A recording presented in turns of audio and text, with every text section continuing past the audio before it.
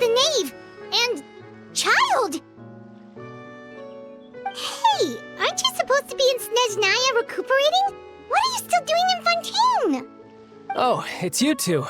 I didn't expect to run into you here. I was unconscious for quite a while after the fight in the Primordial Sea. After I woke up, I realized I was being taken back to Snezhnaya, and well, I couldn't have that now, could I? Not when I've still got unfinished business here in Fontaine. So, I mustered up all my strength and made the journey back on my own. What sort of unfinished business are we talking here? It has to do with Skirk, my master.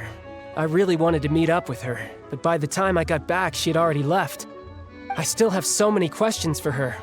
Without any other leads, all I could do was ask the Knave to help me track her down. She must have left behind some traces from her time in Fontaine.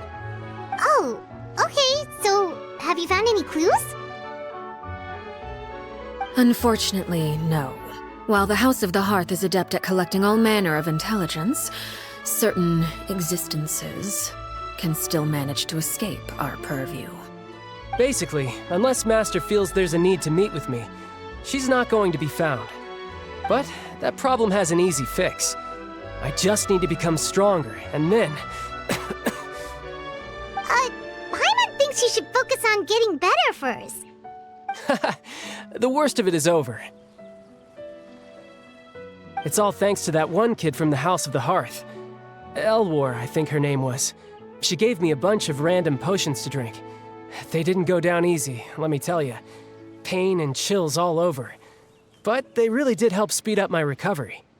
And that's good, because it looks like I really do have to head back this time. The old man's been putting the pressure on me. He sent someone to tell me I'm needed for some sort of project. Project Stuja? Yeah, that's the one. I heard Regrader's involved too. I'm not looking forward to having to listen to all his monologuing, that's for sure. Hey, maybe you could think of a way for me to stay in Fontaine for a little longer. Helping Linny and the others brush up on their fighting skills would be far more interesting. If you and I could spar, that would be even better. I've been waiting for a chance to see you go all out. And what a sweet little daydream that is. But I also have a role to play in all this. I'll be leaving Fontaine shortly as well. Besides, considering how little they see fit to step outside the homeland, being called on to return to Snezhnaya by such illustrious dignitaries, what a great honor. Wouldn't you agree? One I could do without, I'd say. Is it just Paimon? Or does it kind of seem like they're... So, dear guests of the House of the Hearth, to what do I owe the visit? we just... Right! We're super close to Linny and the others, but we still don't know much about you! Is that so? Introductions have already been made, have they not? You see? There's only so much you can learn about someone from a short introduction. At least tell us something a little extra, like... Why do you call yourself father? Good question. I'd also like to know. The fact that you have to ask tells me our intelligence work has been quite successful. Telling you the answer to that question would only serve to undermine that success. And we can't have that, now can we? Spoken like a true diplomat. That was some expert sidestepping right there. Well, if there's nothing else, I think I'll take my leave. I still have a small matter to resolve at home. Wait, don't go!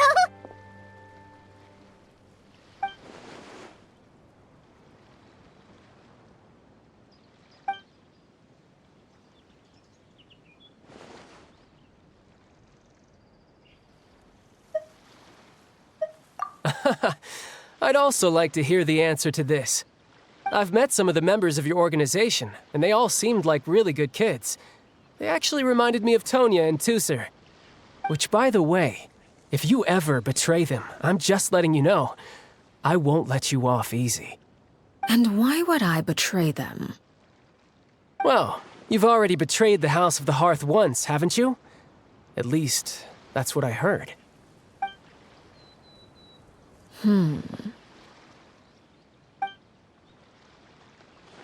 Okay, I admit. That's just what the old man told me. The rooster, I mean.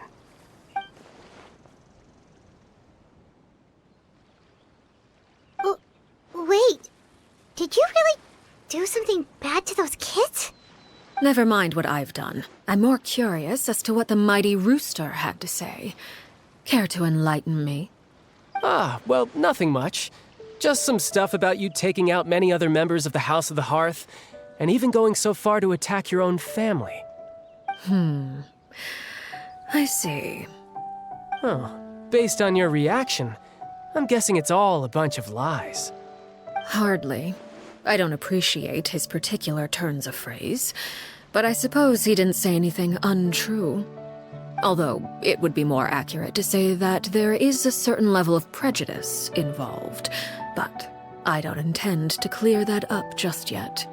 Prejudice has a funny way of concealing the real truth behind certain things, an attribute that I find to be quite advantageous. Call yourself a Fontanian, for example, and people will assume all sorts of things, when the real truth is that this is simply the land where I was raised. Huh?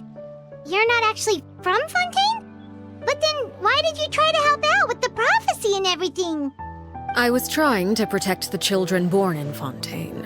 Claiming that I myself was a Fontanian simply made it easier to operate. People would hardly suspect a fellow Fontanian of having any ulterior motives.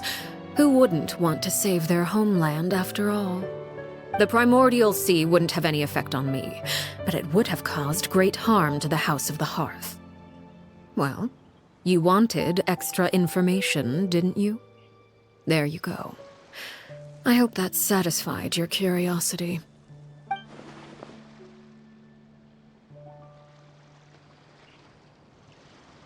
So, you stayed in Fontaine for the kids.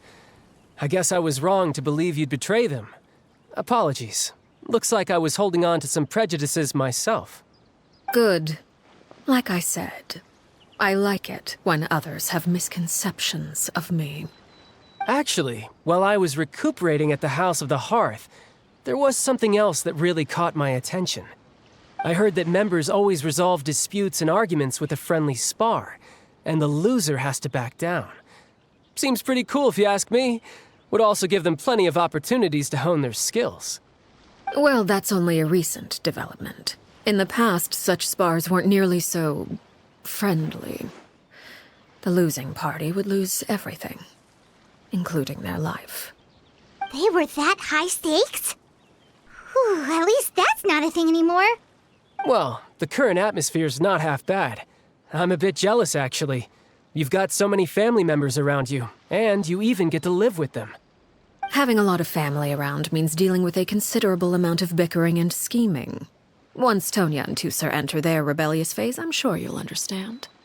Just imagine. Tusser becomes obsessed with plucking out strands from the rooster's mustache, or Tonya decides to dye her hair 42 different colors. Okay. I get the picture.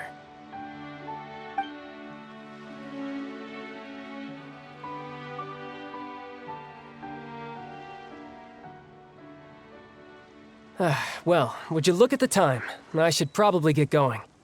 Traveler, Paimon, I'm not sure where our paths will cross next, but the next time we run into each other, we should definitely try and find some time to spar. Again,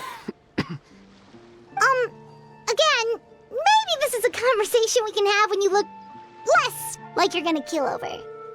All right. Well, thanks for everything, Arlecchino. No thanks necessary. You also played a part in obtaining the Gnosis. I would say we can call ourselves even. I like the sound of that. Well, I'm off. See you all some other time. We should probably get going too. Do you want to head back with us? Oh? You want me to leave so soon? Oh, well, you see, I'm rather enjoying the evening breeze. If you don't mind, I think I'll stick around for a bit. I have some things to think about. Apologies for not attending to you like a proper host. Please forgive this slight. I do hope you'll have a pleasant stay. We managed to keep her distracted until nightfall. Good thing Childe was there to keep the conversation going. You don't think she suspected anything, do you?